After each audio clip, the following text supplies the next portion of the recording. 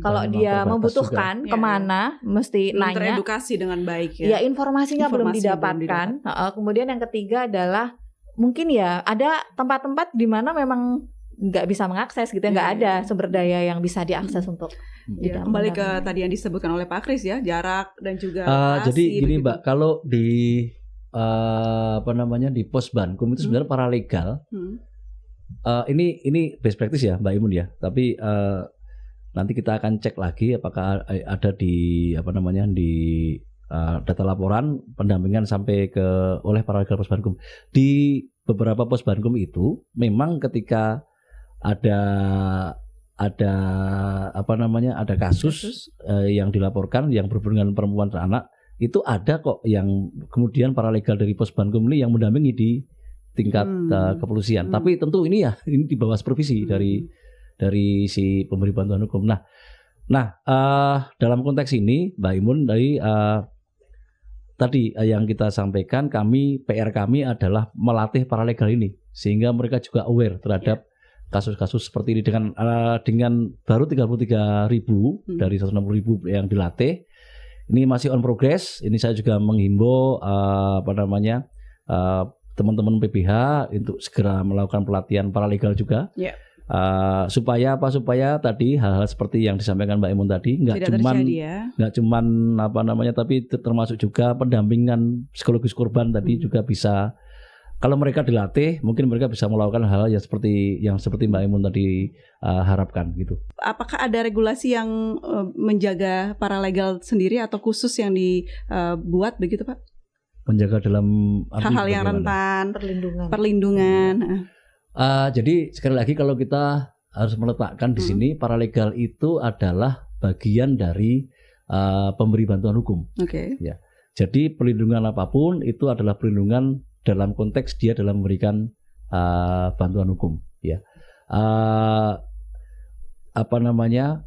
Mungkin ada pengalaman terintimidasi dan lain-lain, tapi selama paralegal ini bisa minta supervisi dari pemberi bantuan hukumnya, minta perlindungan dari pemberi bantuan hukumnya, maka ya itu bagaimana mekanisme kita untuk memberikan perlindungan bagi paralegal. Karena bagian dari tim pemberi bantuan hukum otomatis juga terlindungi ya Pak oleh aturan-aturan yang ada begitu. Tapi ya jelas dengan adanya sertifikasi pelatihan itu tadi sudah menyiapkan paralegal sendiri untuk terjun ke masyarakat.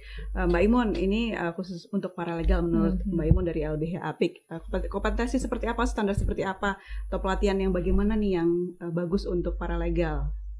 Iya, itu ini ya, kalau untuk kompetensi itu sebetulnya kalau kita dulu mengusulkan sangat tematik ya. Jadi ada kompetensi yang umum yang seharusnya dimiliki paralegal, misalnya pengetahuan tentang konstitusi, pengetahuan tentang bantuan hukum, kemudian penanganan kasus secara umum. Tapi ada juga pengetahuan dan bahkan nggak hanya pengetahuan ya, mulai dari kesadaran kalau kami mulainya dari awareness ya, awareness, knowledge, pengetahuannya dan skillnya. Nah, kalau untuk kasus-kasus kekerasan terhadap perempuan dan anak itu perspektif tentang norma sosial ya, tadi soal gender, ketidakadilan gender yang melingkupi situasi perempuan gitu, kemudian ada situasi sosial lainnya, hak asasi manusia, itu mulai dari kesadaran dan pengetahuan itu sangat krusial gitu ya. Jadi itu perlu dimiliki gitu pertama. Jadi perspektif dulu di awal itu harus terbentuk, karena kalau kasus-kasus kekerasan terhadap perempuan dan anak, kalau yang mendampingi saja itu kemudian blaming of the victim, menyalahkan korban, memojokkan korban, jadi alih-alih baru datang korbannya udah langsung dinasehati gitu ya.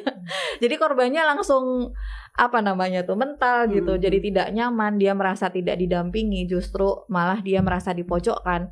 Nah itu sangat krusial kalau bagi kami untuk kasus-kasus kekerasan terhadap perempuan. Yang kedua adalah knowledge tadi itu banyak ya, tadi soal hukum, misalnya kalau kasus kekerasan terhadap perempuan dan anak ya hukum-hukum yang terkait berbagai bentuk kekerasan yang ini ya sering dialami oleh perempuan dan anak, misalnya kayak tadi undang-undang PKDRT, TPKS, meskipun itu dialami semua orang, tapi kan mayoritas yang mengalami adalah perempuan karena situasi tadi itu dampak dari norma sosial yang belum adil gender. Nah kemudian juga biasanya itu ya, kemudian juga keterampilan. Nah keterampilan dalam penanganan kasus, nah ini banyak keterampilan dalam penanganan kasus itu, mulai dari bagaimana dia menerima kasus, cara dia menghadapi ketika orang mengadu gitu ya. Nah, kalau kasusnya kekerasan terhadap perempuan dan anak, dia mesti punya sensitivitas yang cukup baik untuk mengenali misalnya. Oh, dia apakah misalnya menanyakan, menggali kebutuhan misalnya untuk pemulihan dulu, tidak memaksakan ketika dia dalam situasi trauma gitu ya. Terus kemudian langkah pertama untuk menguatkan korban itu bagaimana gitu ya. Nah, itu mesti dimiliki dulu yang seperti itu ya. Jadi bagaimana dia menerima. Kemudian dia memahami juga sistem rujukan. Oh, kalau terjadi seperti ini dia harus dirujuk ke siapa? Kan paralegal tidak mungkin punya kapasitas semuanya kan. Dia juga bukan psikolog. Dia mungkin mengetahui bagaimana konseling awal dasar. Tapi dia bukan psikolog. Jadi dia mesti merujuk ke siapa? Misalnya kelayanan psikologis gitu ya. Kalau butuh ternyata butuh tadi itu seperti Pak Kris bilang butuh bantuan advokat ya, berarti dirujuk ke OBH-nya. Dan paralegal sendiri juga bisa kalau LBH Apik, paralegalnya juga bisa mendampingi ke tadi itu ya, yang praktek kami selama ini memang sampai mendampingi ke pengadilan ke kepolisian gitu ya, ke kemudian dalam proses peradilan lah semuanya ya, itu didampingi. Dan nanti kalau sudah masuk ke persidangan dan lain sebagainya, itu tentunya nanti advokat yang akan lebih banyak berperan. Meskipun kalau advokat di pengadilan pidana kan dia tidak beracara juga karena, tapi dia mendampingi di korban gitu. Lalu menjaga kompetensinya bagaimana Pak? Sabar nanti akhir dulu.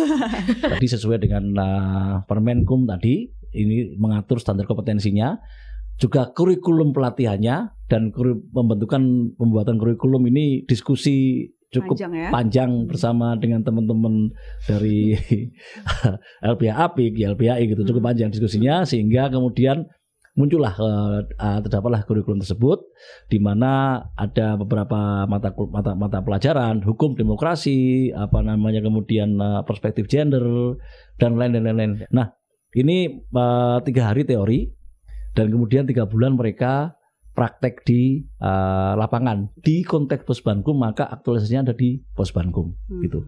Jadi standar kompetensinya sudah ada, standar kurikulumnya juga sudah ada, dan ini kerja bersama-sama ya. Jadi pun misalnya nanti akan kita review pun kita akan mengundang mereka juga untuk sama-sama kita mereview gitu. Jadi dari awal memang sudah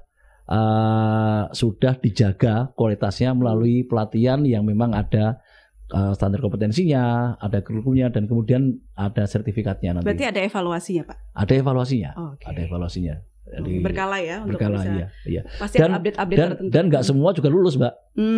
Ya, ikut pelatihan paralegal yang di Posbankum nggak semua lulus. Yang bisa memastikan lulus atau enggaknya kan dari PPH-nya, dari pemberi bantuan hukum sebagai penyelenggara pelatihannya. Kalau Mbak Imun nih bisa diberikan kesempatan untuk mengubah aturan atau memberikan regulasi untuk keadilan di Indonesia, nah kira-kira apa? Nah, kalau untuk yang paralegal mungkin lebih banyak juga ke soal perlindungan ya, perlindungan paralegal itu yang tidak hanya perlindungan itu soal ancaman kekerasan dan sebagainya, tapi perlindungan sosial juga bagi korban. Paralegal itu kan voluntary ya kalau di konsep kita ya, dia tidak dibayar kan, dia adalah ujung tombak yang tanpa tanda jasa, itu nggak hanya guru ya, tapi paralegal juga gitu. Bahkan paralegal itu voluntary mendampingi korban gitu ya, mereka yang pencari keadilan. Gitu kira-kira. Nah, tapi satu hal yang kita ingin juga mendorong adalah tadi memperkuat dari Pak Kris ya, untuk memperkuat kualitas gitu. Paralegal yang sudah ada gitu ya, terutama bagaimana link dengan OBH untuk supervisi. Karena memang khusus ini ya, kalau untuk kasus penganiayaan dan lain sebagainya, mungkin kalau perkelahian itu paralegal bisa lebih ini ya, relasi kuasanya ya ada, tapi mungkin tidak sedalam kasus-kasus kekerasan terhadap perempuan. Jadi itu benar-benar harus diperkuat perspektif dan lain sebagainya, itu adalah salah satu kunci yang utama gitu kira-kira. Baik, terima kasih Mbak Imun. Selanjutnya boleh Pak Kris. Dalam hal ini saya akan menambahkan dari Mbak Imun tadi, memang kemudian menjadi kebutuhan yang yang urgent juga tadi untuk penguatan dari sisi tadi itu yang Mbak Imun sampaikan, dan ini akan menjadi catatan kami untuk juga memprioritaskan ini dalam penguatan dalam pelatihan paralegal dalam konteks pendampingan perempuan sebagai korban terutama ya gitu. Cukup baik. Terima kasih Pak Kris dan juga Mbak Imun. Dan juga kita akhirnya belajar dan mengetahui ya, ternyata keadilan itu bukan hanya seberapa jauh kita mencarinya, tapi seberapa mampu negara menghadirkannya. Kita akan kembali lagi di episode selanjutnya. Saya Aprilia Putri pamit, sampai jumpa.